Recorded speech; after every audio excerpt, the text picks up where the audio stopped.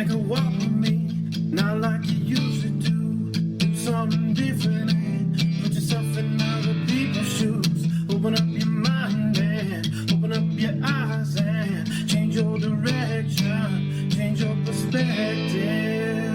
Thank you so much for joining us on Other People's Shoes. As you know, I am your host, Neil Matthews. Thank you so much for joining me today. Excited about today's guest. Why am I so excited? Well, let me tell you first, before we get to that excitement, let me tell you this. If you haven't done so already, please jump right over to opspodcast.com. That is an amazing place where you can hear past, present, and future episodes. So that's cool, right? What's also cool there is you can actually leave a voicemail about what you're hearing on the show. Something you like, something you hate, something, whatever, some bit of encouragement, whatever you want to do, you can do that at the website as well. So here's another thing you can do. You can jump right over to your favorite social media of choice, whether that be Instagram, Facebook, Twitter, whichever. We are under the handle OPS Podcast Show. A little different than the website, but still pretty amazing. In fact, today, speaking of social media, we're going to be talking to our guest today, who is a content and marketing editor at Moody Publishers. And he's also a social media and marketing communication consultant. Pretty cool stuff there, right? He also writes regularly for Substack newsletter and for a little publication called Terms of Service. He'll also be publishing a book by the same title, B&H Publishing, in February. Be watching for that, not only on our website, on your local bookstore. He lives currently right now outside of Nashville with his wife, Susie, their daughter, Magnolia, and of course, we cannot forget the dog, Rizzo. Help me welcome him in. He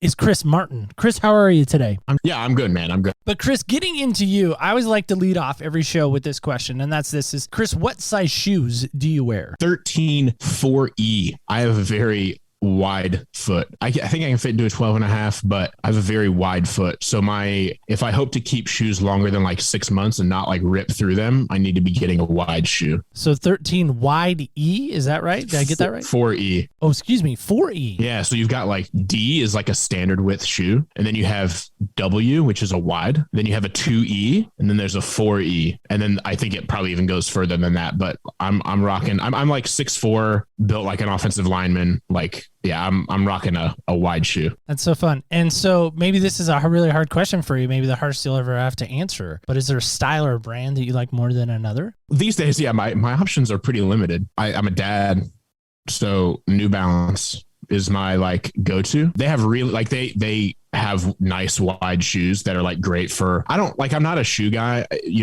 My brother is like you. My brother is a shoe guy. I used to poke fun at him all the time.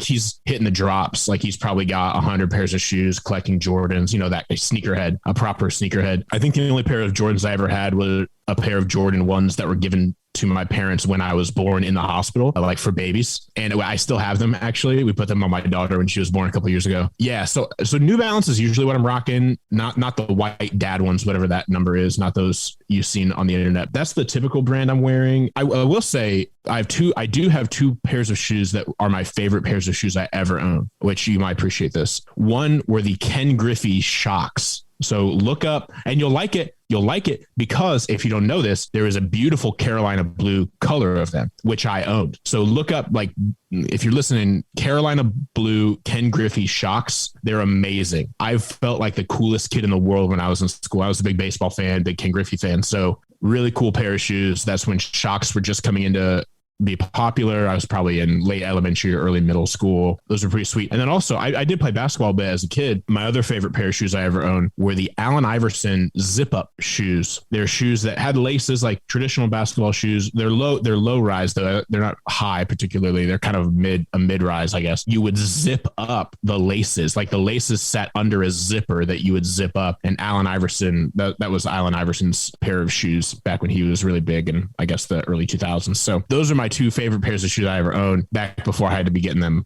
wide sizes. I do have a shoe problem. It is bad. Christmas time, my wife and I did not exchange presents this year. I know that may come as a shock to some, but we decided throughout the year just buy ourselves what we want. So it's just easier just to get ourselves what we wanted. So I did purchase two pairs of shoes at Christmas time. One I'm wearing currently. They are a Jordan brand. I'm really excited about them. And then the other pair was the first for me is I did get a pair of Yeezys. Nice. So I do have a pair of Yeezys now in the arsenal of shoes to wear. And here's the wacky part. is I wear them to work in. Nice. And because I have to wear all black shoes at work, I found these Yeezys, and they don't really have a tie. It's like literally a pull. Like, I don't know what Kanye was thinking, but it's like a pull, and they all tighten up around my foot. And it's the weirdest thing, but they're super comfy. I don't know what Kanye was thinking circa 2015 to 2021. That's a perfect, just like, I don't know what Kanye was thinking. And Do you want to hashtag that right now? I say this as a fan of Kanye's music, whether or not that makes you think more lowly or highly of me as a person, you can decide. And if no you want to keep judgment. listening to this podcast, I don't say this as a Kanye hater, but I don't know what Kanye was thinking. The way when you said that, I was like, man, what an applicable statement to so many things. I feel like you need to hashtag that right now. So, but anyway, Chris, getting into your story, fascinating shoe talk. People are like, man, Neil, you just find a way to talk about shoes. I'm like, that's what we do. We talk about shoes, but that's not all we talk about. Of course, we do talk about other things. But Chris, I'm curious about this. I know there's a new book coming out. It's going to be really exciting. It's exciting for you probably to not only see your name in the print on the internet, but it's probably also just equally as exciting to see your name kind of in a tangible sense that you can hand out to folks, things like that. Books are kind of exciting in that way. But I'm excited about this because you're writing about, I think, something I struggle with. My hand is up. I think others' hands should be up if they're being truthful with themselves. Has social media for you been a shadow in your life? And if so, how? Yeah. Totally. Yeah, I grew up with social media from a very early age. My dad worked for IBM when I was a kid, that was in the 90s when IBM was like, I mean, they're relevant today, but they're like even more like culturally relevant back then. Like they were a major player. Like, so people were really familiar with the brand, and it was a really big influence just in broader culture back then. And so I grew up, my dad worked for them, and he worked from home, which today sounds pretty standard. In the 90s was super rare. In fact, a local newspaper came and like did a story on our family, like, local man works from home. He's one of a million Americans who do this. His son can sit on his lap when he takes conference calls on his second landline, so he doesn't block the main landline for his wife to use. Yeah, so like I grew up with computers. I grew up with the internet. I was on AOL Instant Messenger when I was in first grade. I've just always really been there. And I think definitely like I was among the first teenagers to learn how to be a teenager with the internet in hand. Like MySpace, which was the first really popular social media platform. I mean, you had Friendster and other things before that, but MySpace was one of the first, I would say the first, like super broadly popular, hundreds of millions of users social media platform. Like I was the target audience for that. I was in like 6th grade. And so yeah, I mean, like I had to learn how to manage social relationships, how to learn about myself, like how to develop as a person going through the super tumultuous time that is middle school and high school, living it on stage. Now, we didn't have it in our pockets yet. The iPhone didn't come to be until I was a junior in high school. So students today are certainly dealing with a level of it that even I didn't have to deal with. But I did have social media. I mean, we were posting on MySpace and Facebook and communicating via text message and AOL Instant Messenger when I was in middle and high school. So yeah, I have plenty of like,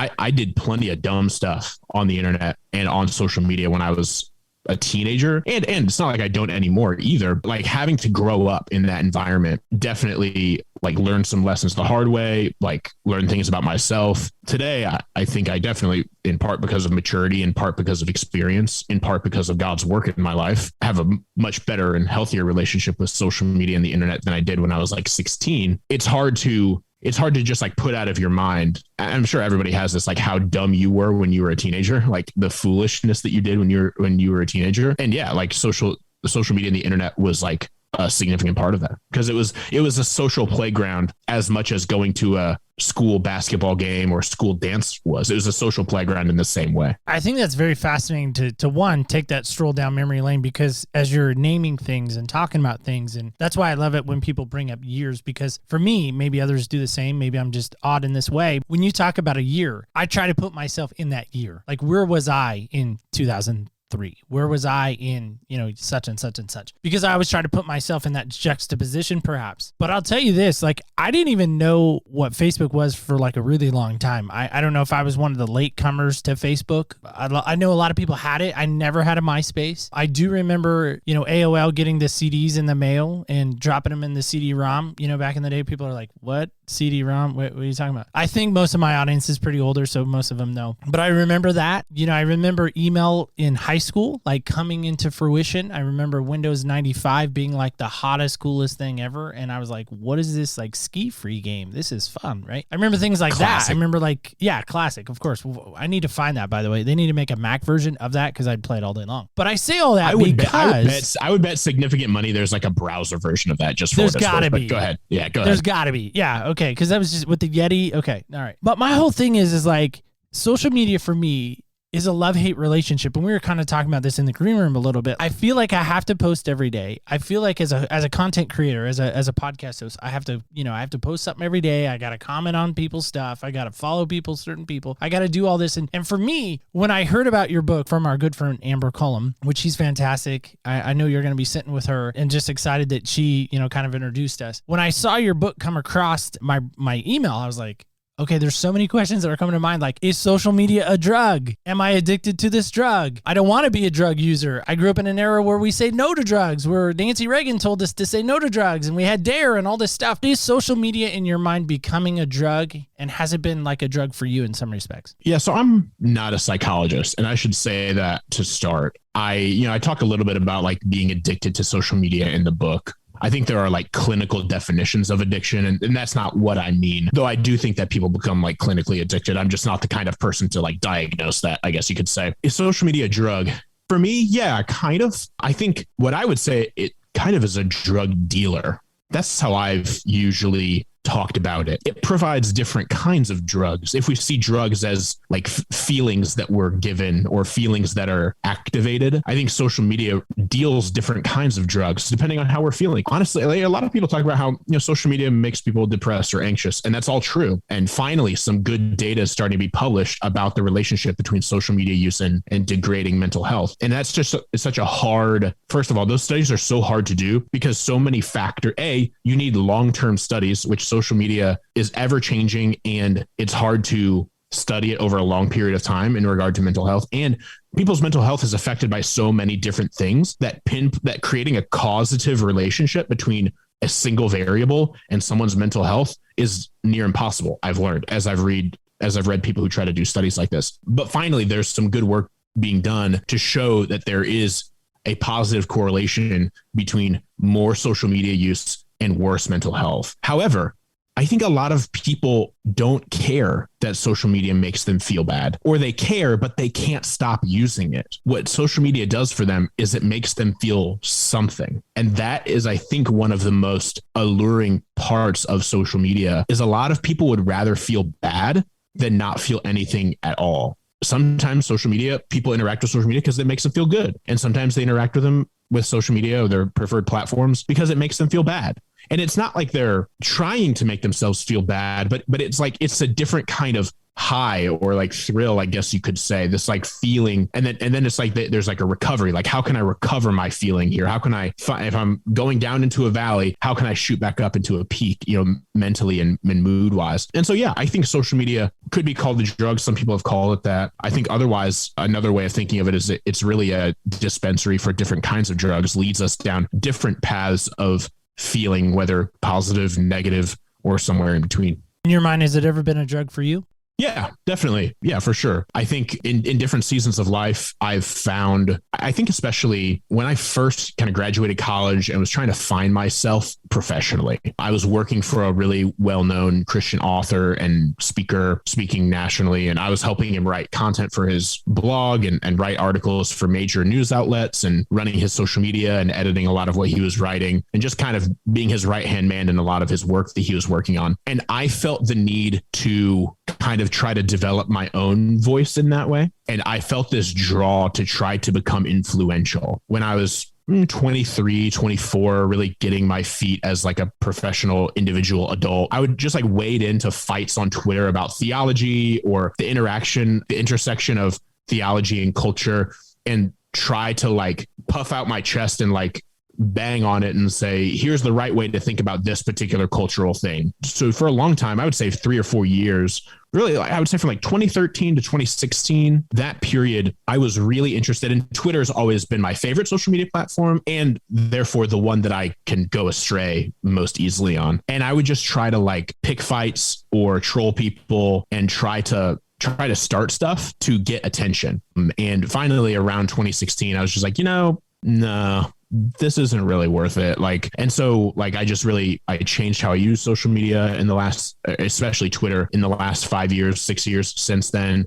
Like I for a long time deleted all social media apps from my phone. And this is when I was running social media at Lifeway Christian Resources, which is one of the largest Christian resource providers in the world. I was running social media, overseeing 60 social media managers and 270 social media accounts. I deleted every social media app from my phone because I was like, I don't want to interact with this on my own time at all. Obviously, I was still interacting with it like professionally on my computer, but I was like, when I'm done working for the day, I want to make it as hard as possible for me to hop on these platforms. And so I went through that for a period, which is a kind of detox. And even today, I have time limits set on my phone for how much time I can spend on certain social media apps just to keep me from spending too much time and neglecting other important parts of my life. And also, like, I've gone through periods even recently where I'll be logged out of my personal Twitter account and have like, I'll use like an anonymous Twitter account that I created. People call it a burner, but that makes it sound like you're trying to do something shady. I'm not trying to do something shady, where like I'm not tempted to be myself, because I still like using Twitter to keep up on like sports news or video game news or other interests that I have. But I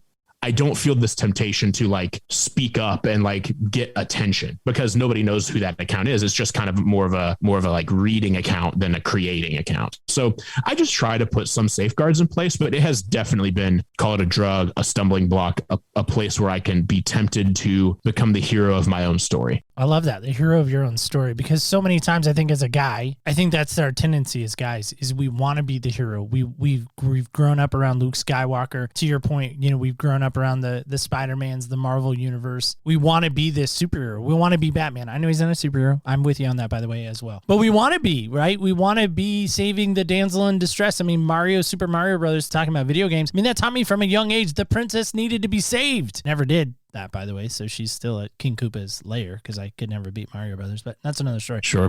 But I know we talked about, as part of your introduction, we talked about your daughter, that you have one. So my question is, how are you teaching your daughter about social media, and what lessons do you think other parents can maybe learn from what you're teaching? And again, I know you're not an expert per se, you're not a psychologist, but I know you've done a lot of research on social media. And I'm leaning into that expertness. From that standpoint, what would you share with that? So our daughter's not quite 2. We're not teaching her specifically about social media yet, though I do think we're teaching her with our actions, and not always in constructive ways. When I'm hanging out with my daughter in the evening, you will find me scrolling TikTok.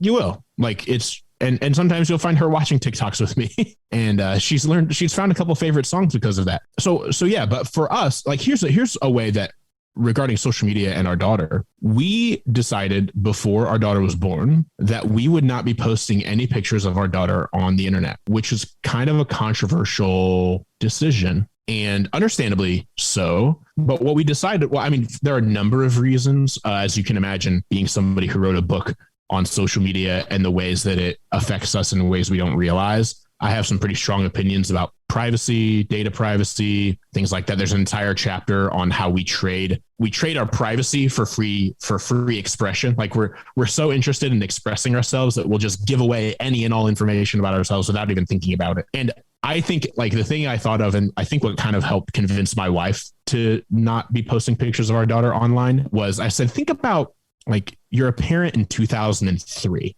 MySpace is only beginning, like, not really taking hold. People are still kind of hesitant to buy things on the internet. Like, you mean I'm going to put my credit card in this website? And imagine telling a parent in 2003, hey, in 10 years, 2013, it's going to be totally normal for you to post pictures of your children as soon as they're born from the hospital, while they're playing in the bathtub, and like every day.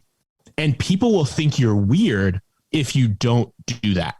They'll think, like, what do you, like, are you trying to hide something? Like, do you just not want your family to see your kid? That's what it's going to be like in 10 years. That parent in 2003 would be like, you're insane. Like, who posts pictures of their kid on the internet every day? That is crazy. Like, I'm not even going to put my credit card in that thing, let alone post pictures of my kid half naked in the bathtub in there. Are you joking me? And yet here we are. We're weird. People kind of like, wait, you don't post pictures of your kid on the internet? Are you like Amish or something? No offense to the Amish. Not that they would hear this anyway, but like, are you like, you're a weirdo? And I'm like, just think about this for a second. And that's really, like, that whole thing, that whole scenario is, and I don't judge people who post pictures of their kids, no judgment here.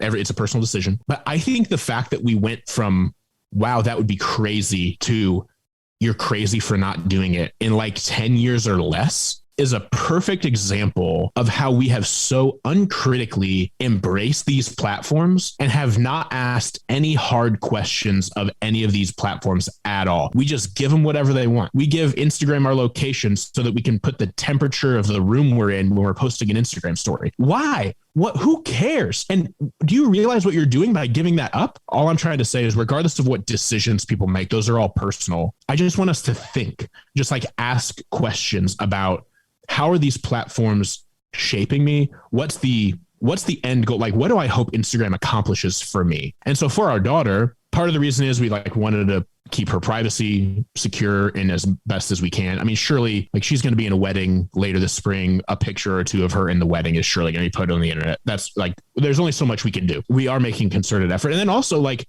I believe seriously in individual digital autonomy, which is kind of like a gobbledygook phrase, but like individual digital autonomy. I think anybody get a say in whether or not their picture is posted on the internet. You know, like consent forms and all of that. If you like go to an event, they're like, hey, your picture may be used on promotional material or whatever, you know, something like that. I think like it might sound silly or whatever, but I think of that in regard to my daughter. Like, I don't want to post pictures of her being goofy or being silly that maybe she is embarrassed by when she's 12 or 13. Like, I just don't, I want to respect her individual digital autonomy. That's important to me. And so that's another reason, a little bit more abstract, as to why we've made that decision. So when it comes to, man, I'm really glad she's not 12 right now. I work in the student ministry at our church and have worked in student ministry since I was a student in student ministry. So like I started like my freshman year of college and have been in a student ministry in whatever church we've been in since. I've walked through with parents, with students, like, when's the right time to get a phone? When's the right time to get social media? And man, there's not a easy answer or a right answer. And it's really hard because not giving social media to a teenager is effectively disabling them socially. And that's a big deal. And I don't take that like, as much as I'm like, yeah, 13-year-olds should not be on Instagram, on any of these platforms, like plenty of data to show that it's detrimental to their mental health. At the same time, so is being socially ostracized. So how do we walk this line? How do we use it wisely? And my hope is, you know, in the next 10 years before my daughter's 12 and maybe we're making some more of these kinds of decisions, we have a little bit more clarity on, there's maybe a little bit more of a social understanding among parents, like, hey, we're not doing this, right? Or we're waiting, right? You know, I doubt that'll happen. We can't come to a consensus on much of anything lately. Maybe things will develop into a little bit more clarity before then. I love your humor, but I think there's so much truth to what you're saying in your humor. Because I think so many times, I know I've been guilty of this. Like the day my daughter was born, I'm sure I threw a picture on Facebook of her birth, right? That's how we made the birth announcement, right? And now my daughter's 14. And recently, I would say within the last, I would say year or so, we finally caved in as parents and said, okay, you can have Instagram, but oh, by the way, we're going to be monitoring it. Oh, by the way, we're going to be reading your DMs. Oh, by the way, we're going to be, you know, keeping an eye on what you do and what you've said. And we have some software in place that have helped aid us as parents, keywords, things like that, phrasing and stuff like that. But yeah, I mean, I can only imagine 14-year-old Neil in this day and age with Instagram and Facebook. Like, no. Oh my gosh. Like, no. But to your point, if they don't have it, they're almost socially ostracized in a lot of respects. And I love that you brought that, again, that juxtaposition. So there's a band out there. I found out recently, which I feel like today years old when I found this out, that this band that I've loved for years, Switchfoot, actually covered this song for another band, which I was like devastated by. I'm like, wow, I thought John Foreman wrote these lyrics because they were so powerful. Here are the lyrics. It says, how many likes is my life worth? That's the key phrase that I want to key in on with you is, how many likes is your life worth? Well, hopefully not many, because I don't get many. You touch on a significant point there. One of the chapters is on attention determining our worth. And I think it's one of the lies we've come to believe by uncritically embracing social media into our lives, that how much attention I get is how much I'm worth. I say throughout the book and really throughout my online writing, you know, web slinging it all over the internet, that attention is the currency of the social internet. It is the money, because frankly, we all have more money than we have attention, and we can all make more money. You could pick up an Uber gig to make more money. You cannot get more attention, because ultimately attention is just time assigned to a particular subject. And plenty of people throughout history, the richest people have said, time is more valuable than money, and attention is really just time assigned to a particular thing. And so attention is the most valuable asset on the internet. It is the currency of the internet. And the way we measure attention is through engagement. So that'd be likes, comments, shares, watch time, listen time for a podcast or whatever. And so a lot of us have come to measure our worthiness based on the metrics, engagement numbers that show us how much attention we're being given. There's a chilling podcast from 2015. It's an episode of This American Life. I want to say, which is a huge podcast if you've never heard of it, from Chicago Public Radio. This American Life is the name of the podcast. The episode I want to say is like, Please Like Me. I don't remember what it's called. You can look it up. Look up This American Life Instagram and it'll pop up. But Ira Glass, the world famous show host of the show, interviews like a bunch of teenage girls, 3 or 4 teenage girls. And they talk about how, and again, this is like 2015, about how, if they don't get a certain number of likes within the first 5 minutes, they just delete the photo because they're afraid of the social repercussions of not getting 50 likes in 5 minutes or whatever. And this kind of thing, first of all, let me say, it's really easy to pick on teenagers here. And sure, I get that. I said this on a podcast the other day, kind of controversial maybe, but I think a lot of teenagers are better at handling social media than their parents are, even though their immaturity leads them to handle it and use social media in some foolish, terrible ways. I think a lot of them understand some of the social dynamics of social media more than even their parents do. However, the social dynamics of being a teen are just exacerbated on social media. And so the whole attention determines my value is a teenage problem, but I would say it's even beyond that. I've often joked that the way a lot of people view winning the social media game is by going viral. And anybody who's I've handled social media for a number of entities over the years, both in consulting and in my day job. And every marketing manager I've ever worked with has said something to the effect of how can we get something to go viral? And it's every social media's biggest nightmare and eye rolling moment. It's a kind of a joke among social media managers. Oh yeah, just let me pour the special viral juice on this piece of content. We'll just make it go viral. No problem. Everybody just wants to go viral, it seems, a lot of times. And you look at virality, the phenomenon of going viral feels like a little bit like a lottery ticket you can control. It can lead to riches and fame. Look at Chewbacca Mom. I've also part of this joke is also you've won the social media game when you get invited on the Ellen Show or on Good Morning America, because both of those programs, which I grew up watching Good Morning America, and my mom used to watch Oprah, which then was replaced by Ellen a number of years ago. And the cultural placement for those shows, especially for a certain demographic, is incredibly important. But it's the logical end of any viral video is to go on to the Ellen Show. She surprises you, having you on. Wow, this is amazing. Oh, you went viral for that suit. An 8-year-old plays an amazing guitar solo. Wow, that's so cool. Here's Guitar Center with a $20,000 check.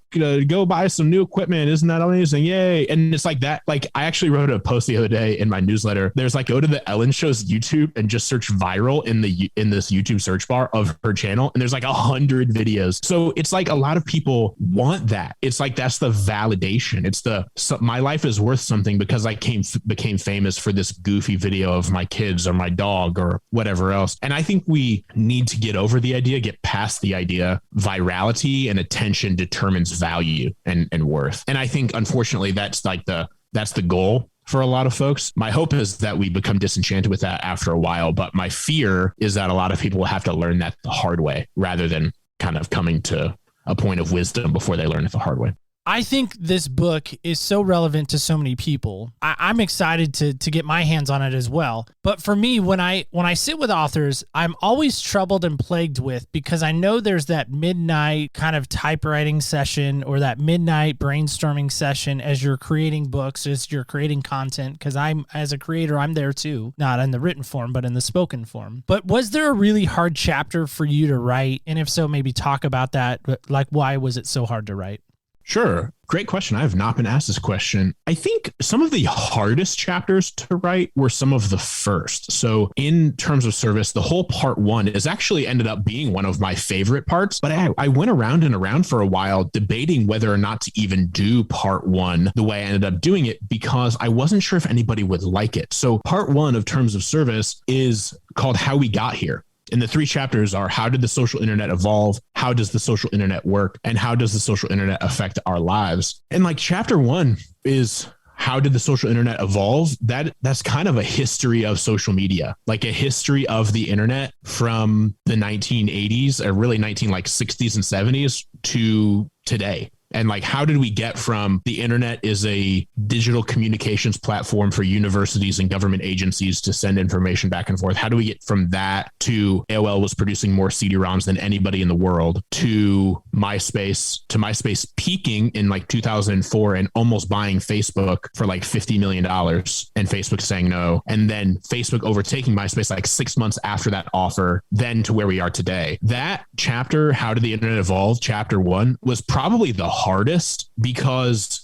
it required just so much research. Like I like fact check stuff over and over just to make sure, because so much was changing so fast that was just a really hard. It was a super fun chapter to write because it was fun for me to go back and like remember and learn and be reminded of like, because I was a user of MySpace and all these early platforms, but I didn't know the relationships and that these people knew each other and they hated each other, or they were used to work together and then they didn't. And so it was really interesting to learn how everything evolved. And I wanted to make that a chapter to kind of set the stage for where we are today. But it was definitely one of the hardest. And I don't think I wrote chapter 1 until close to the end of the writing process, actually, because I was so intimidated by it. And I think waffling back and forth on whether or not to do it. And would people find it interesting? Am only I finding this interesting? And actually, I handed the manuscript to 5 or 10 friends before I even turned it in late 2020. And a number of people said that chapter was their favorite. And so I was really encouraged, because I was like, oh, all that hard work was really worth it. And it wasn't just me who was like nerdy interested in the history of social media. Like a lot of people are interested in kind of how we got to where we're at, especially people who grew up around the same time as I did. If an 18-year-old picks up the book, they may not.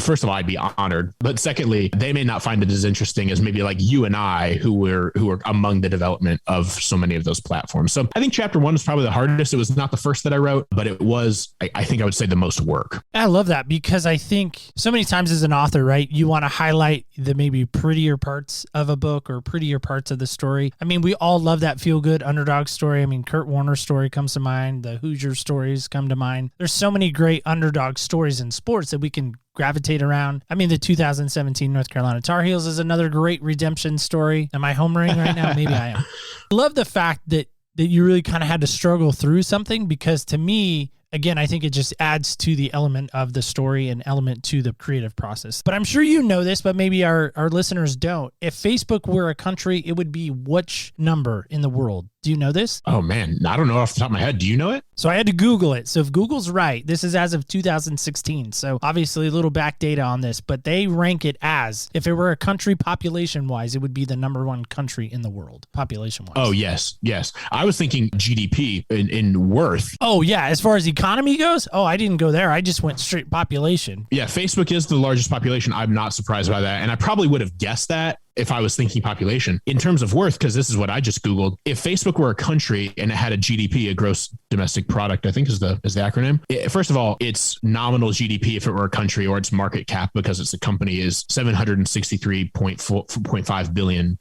And it would be the 26th richest country in the world. 26th richest country in the world. That's right. Yeah. A country. It's ahead of Switzerland, Turkey, and a number of others. So wild. That is wild to think about. Yeah. And now you throw an Instagram on top of that, right? Or are those numbers combined, do you feel like? I think they should be combined, because Facebook owns Instagram. Because they are one entity now, Instagram and Facebook. That's right. That's right. But if you could go back in time, jump in that proverbial DeLorean with me, and you know now in 2022, what would you tell that 2003 Chris, that version of you in 2003 about social media?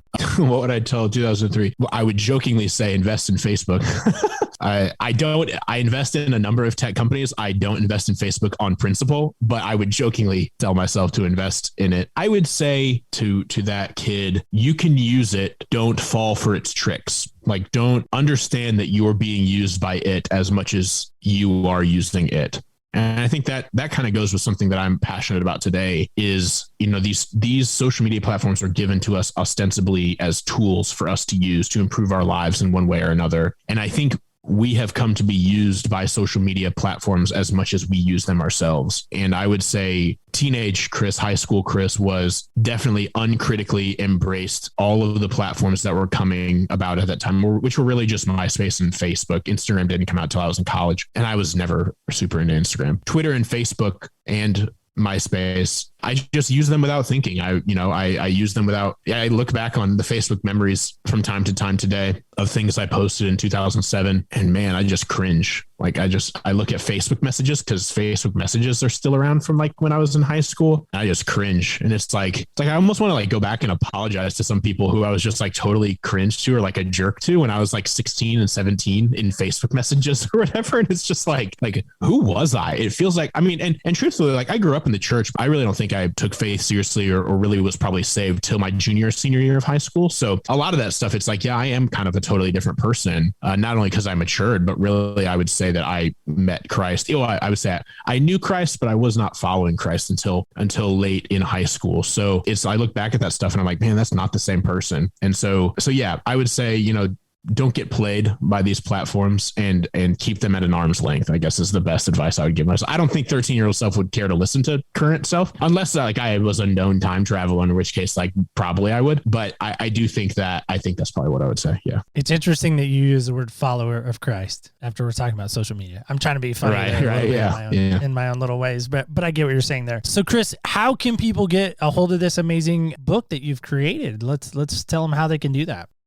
Yeah, sure. So you can find Terms of Service, the book, anywhere you want to buy books, I think. Barnes & Noble, Books A Million, Amazon, Lifeway's website, Christian Books website. I think just about anywhere you want to buy books, you should be able to find. I think some Christian bookstores are picking it up. I asked my friend who actually runs a Christian bookstore the other day. I was like, hey, you told me you're going to buy copies of my book for the store. How many are you buying? He was like, probably like 2. I'm like, yeah, that sounds about right. So if you have a local Christian bookstore, they may have it, that you may be able to get them to order it for you, but it'll be on the big boys too, the Amazons and all of that kind of stuff. And you can find it there. And if you are looking for other things or whatever, termsofservicebook.com, I think, is a site set up specifically for the book. So you can find other options there and such if you need. But yeah, and if you ever like, seriously, if you read the book or you're wondering about the book, you have any questions, I'm on Twitter at Chris Martin 17. And that's, again, I think I mentioned toward the beginning, like that's my primary social media platform. I maintain a Facebook presence, but occasionally connect with family there or whatever. So Twitter is where I like to engage with folks who maybe are interested in the book. So if you find yourself interested or you read it and find it helpful, you read it and you don't find it helpful, I'm always open to be hearing from folks who want to chat about these topics. And at Chris Martin 17 is where you can find me there. So Chris, you did forget one place where the book will be featured. So can I help you with that? Please. Okay. So we're going to be featuring it on opspodcast.com/books that I love. So it'll be up towards the top, not the tippy top. All right. That is reserved for 2 amazing books. So if you're wondering what those amazing books are, you'll have to go check out that there. We will feature it there. And so folks can go there as well if they didn't grab all that information that you were just sharing. So we like to play this game called Senseless at the end of our show. So it's just 6 random questions. I have a cup here. Do you have a North Carolina one? Just happen to be hanging around here, so I'm going to use that one. Are you okay if I roll on your behalf? Yeah, go for it. Okay, good, because it'd make it really hard to get a cup out to you to roll. But all right, here we go. I'm going to roll for you. And you got this question here, okay, which is number 3. Yes, the die is also a North Carolina die, so it's funny how that works out. So question number 3 is this. What is your favorite thing to smell? Oh, this is the easiest question I've ever been asked. Yankee Candle, apple pumpkin scented Yankee Candle. There's nothing else like it. Don't get cheap ones. Don't go to Walmart and get some knockoff piece of junk. Don't go to Kroger, get some knockoff piece of junk. I need all of you who are listening, come July, early August, go on to Yankee Candle. They'll have like a 3 for 2 deal or something like that, and buy the giant jar of apple pumpkin Yankee Candle, and not spice pumpkin, not some other apple stuff. Apple pumpkin Yankee Candle. It is fall in a jar. It is majestic. It will transform your fall experience and make it the most wonderful time of the year. Apple pumpkin Yankee Candle, hands down. I usually buy 3 or 4 a year. My wife just rolls her eyes because I blow through them. They're on 24 hours, not really 8, however long I'm awake, they're on. And it's like the first time it drops below 55 degrees here in Nashville, fire it up. Let's go. So anyway, That's what I would say. Easiest question ever. Good question. Yankee Candle is not a sponsor of the show, but all of a sudden I'm getting emails left and right for them. I don't know why, but there we go. Chris, you're fantastic. I really appreciate your time. I really appreciate what you shared. I love the fact that the book is going to be out. I love the fact that we're able to feature it on our set as well. So if you're curious about what we're talking about, you probably need to rewind a little bit because we shared some really amazing stuff today. So Chris, thanks again for coming on. Really appreciate it. Sure. Thanks, man. Thanks for having me. Absolutely. Guys and gals, kids and campers alike. I don't know about anybody else. I am a social media junkie. I'm sure I'm the only one. I'm the only one walking in these shoes right now, right? I'm the only one in the New Balance shoes that Chris so eloquently described for us. I'm the only one wearing those, right? No, I'm not. In fact, I know I'm not. In fact, studies and statistics show that I'm not. So here is my challenge for you this week as we wrap up. I'm going to do it. I'm going to ask you to do it as well. I'm going to go a week without social media. I'm going to delete the apps from my phone. That's Twitter. That's Instagram. That's Facebook. Chris has convicted me to do that. He never said I had to, but I think he strongly encouraged me to do it. So I'm going to do it for a week. I'm going to ask you and I'm going to challenge you to do the same thing, which is going to be weird because we usually highlight the guest on the show. So for a week, we're going to have like maybe a double post. Like we're going to have Chris's episode and then we're going to have the guest after him. But I'm going to challenge you in this because I think right now, more than ever, we need to connect on a real authentic level. Who's with me? If you are, don't let me know on social media. Open your email and you can email us at opspodcastshow@gmail.com. I'd love to hear from you that you took our challenge of a week of fasting from social media and really connect with people on an authentic level. Let me know how that goes for you. I'd love to know. Just remember this as we wrap up today. Do not ever forget. Remember this. Remember, when you walk in other people's shoes, you really do get a different perspective on life. Thank you so much for listening and stay tuned until next week when we walk in other people's shoes.